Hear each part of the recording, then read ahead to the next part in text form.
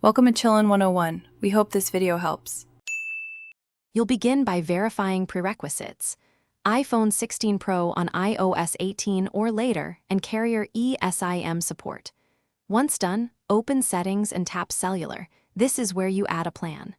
Use the carrier QR code, enter the provided activation code, or choose the carrier app option. Pick one now.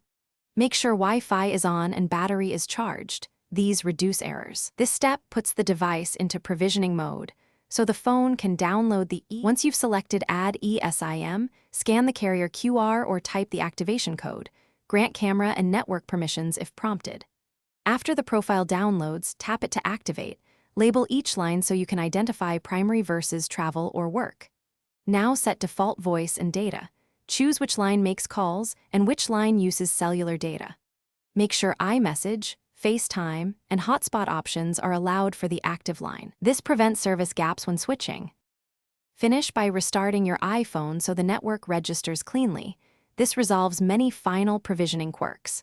Once rebooted, test calls, SMS, and data on the active line. If you see no service, first toggle airplane mode, then rescan the QR or remove and reinstall the eSIM profile. These clear transient errors. If problems persist, contact your carrier with your activation code. Make sure carrier settings are updated in Settings. This often fixes compatibility or provisioning issues quickly. Thanks for watching. Consider subscribing if we helped you.